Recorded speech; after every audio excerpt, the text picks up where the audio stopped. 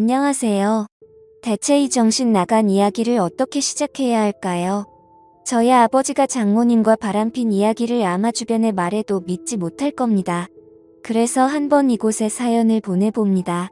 저희 아버지는 장모님과 바람이 났습니다. 저 이제 결혼한 지 1년 조금 넘었습니다만 덕분에 이제 이 결혼 생활의 끝이 보이기 시작했습니다. 저랑 아내는 회사 입사 동기입니다. 회사에서 동기로 지내다 보니 자주 보게 되었고 그러다 보니 제가 적극적으로 아내에게 호감을 표현했었죠. 아내는 나름 회사에서도 인기도 많았습니다. 그렇게 겨우 몇 달을 쫓아다녀서 저보다 나이가 4살이나 어린 그녀와 사귀게 되었죠. 아내와 저는 연애할 때 정말 행복했습니다.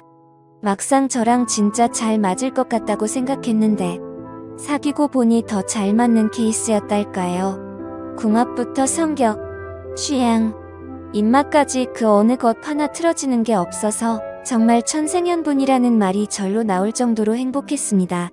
가끔 제가 생각한 걸 아내가 먼저 입 밖으로 말해서 깜짝 놀라던 경우도 둘이서 종종 있을 정도였습니다. 그렇게 1년 반의 연애를 하다 제가 정말 이 여자가 아니면 안 되겠다라는 생각이 들어서 청혼을 하였고 아내는 올해도 걸렸다며 저의 청혼을 받아주었습니다.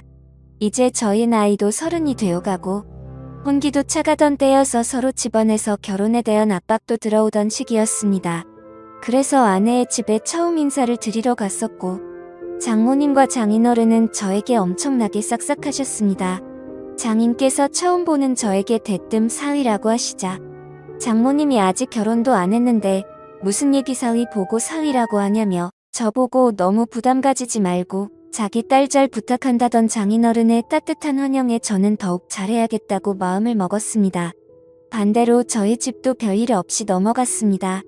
과묵한 저희 아버지는 아내에게 이것저것 물어보시고는 그만하면 되었다고 예비사돈 어르신들께 상견례를 언제로 잡으면 되겠는지 날짜에 대해 한번 물어보라고 하셨죠. 그렇게 저희의 상견례는 정말 아무런 불협화음 없이 잡히게 되었습니다. 그렇게 시간이 흘러 상견례 날이 찾아왔고 제가 긴장 때문에 예민해서 그런 건지 상견례 날 모두 한자리에 모였는데 아버지야 원래 말이 없었지만 장모님도 말이 없고 오히려 저희 어머니랑 장인어른만 대화를 자주 하시더군요. 서로 처음 보는 자리이고 저희에 대해서 궁금할 법도 한데 왜 그리 말이 없으신 건지. 그래서 저는 상견례 자리가 끝나고 저희 아버지에게 여쭈어봤습니다. 아버지 혹시 사돈 어르신이 마음에 안 드시냐고요. 그 말에 오히려 그런 걸 왜 묻냐며 절 타박하시던 아버지. 그렇게 저희 결혼식은 어색한 상견례 끝에 결혼을 진행하게 되었습니다. 그렇게 몇 달이 훌쩍 지났고 저희는 예식 준비와 회사 일로 너무 정신이 없었고 간혹 집에 들리면 아버지가 집에 거의 없으셨습니다. 어머니께서는 요즘 아빠가 무슨 바람이 불었는지 계속 동창 모임에 나간다며 나이가 들더니 요즘 이상해졌다고 하셨습니다. 평소 집에만 한참 앉아있던 분이 이렇게 밖으로 종종 나가시니까 제 입장에서는 좋기도 하고 저도 그런 어머니께 잘 됐다고 말했습니다. 집에만 너무 있으셔서 걱정 많았는데 엄마도 아빠 없으니까 좀 편히 쉬시라고 흘려들으며 말씀드렸습니다. 그리고 결혼식 전날 저는 집에 와서 그동안 키워주셔서 감사하다고 말씀드리며 결혼해서 잘 살겠다고 말을 하자 아버지는 평소와 다르게 저를 착잡한 눈길로 바라보시면서 이 결혼 후회 안 하고 정말 잘 살 자신이냐고 하더군요. 그래서 제가 아버지 무슨 결혼식 전날 아들한테 그런 실없는 이야기를 하세요.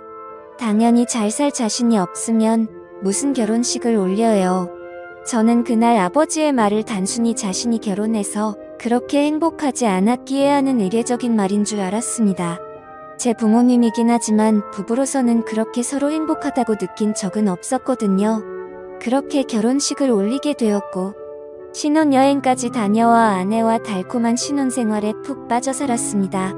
아내는 제가 아이를 일찍 가지고 싶어 하자 아내는 저에게 말하기를 지금 우리 겨우 전세방에서 시작하고 있는데 일단 열심히 둘이서 돈을 벌면 몇 년 안에 대출 끼고 집이라도 한 채 사지 않겠냐며 애 낳으면 나갈 돈이 천지일 텐데 우리 명의로 된 집이라도 한 채 있어야 애라도 제대로 키우지 않겠냐며 저를 다독였죠. 저도 아내의 그 말에 납득을 하여 그럼 5년 동안만 더 열심히 일하고 그땐 돈이 되든 안 되든 무조건 아이를 가지자고 약속을 하고 앞으로 우리 미래에 대해서 아내와 같이 의논도 하고 행복할 무렵 어머니가 갑자기 전화가 와서 저를 부르더군요.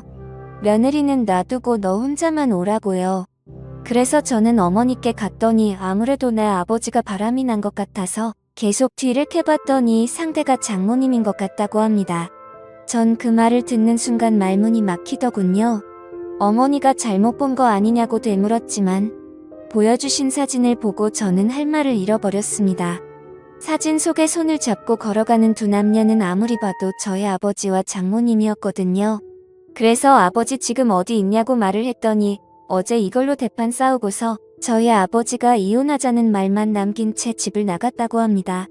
이 엄청난 사실을 장인어른은 알고 있냐니까 내가 지금 그것까지 신경 쓸 때냐며 어머니는 그 자리에 암담한 표정으로 주저앉으셨습니다.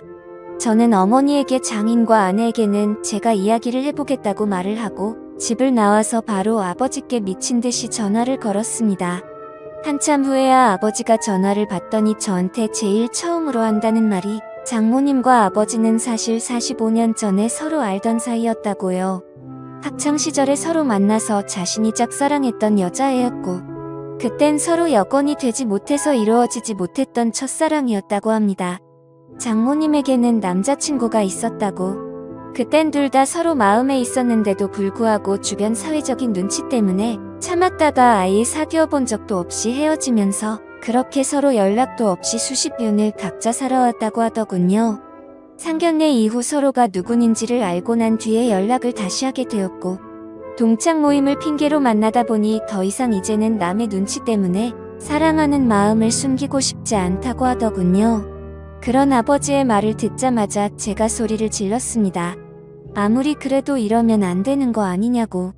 그런 마음이 있었으면 차라리 저희가 결혼하기 전에 그러시지 왜 결혼까지 다 시키고서 그러시냐고요.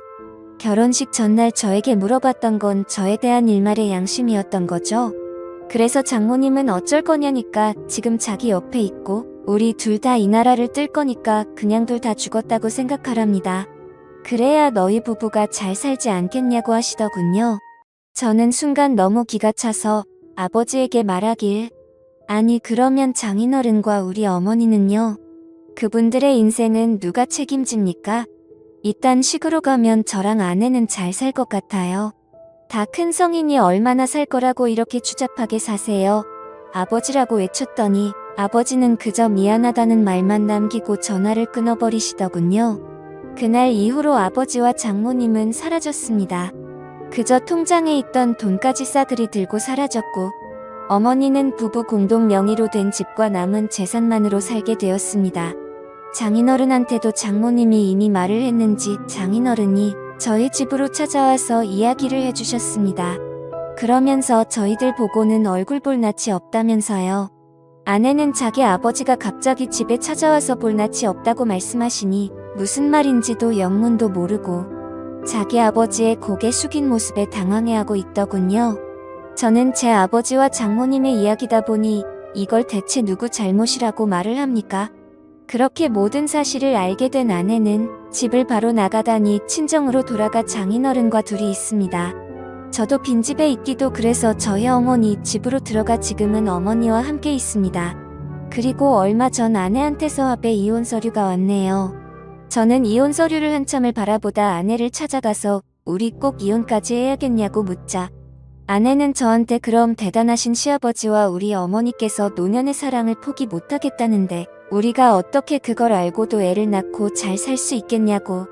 당신은 그게 될지 몰라도 자기는 하늘이 무서워서 그건 못하겠답니다. 생각만 해도 구역질이 나고 역겹다고 하네요.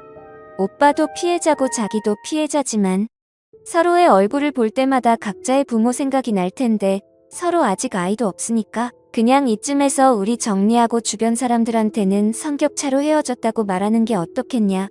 아내의 얼굴을 보며 참 마음이 착잡하더군요. 전 여전히 아내를 너무 사랑합니다.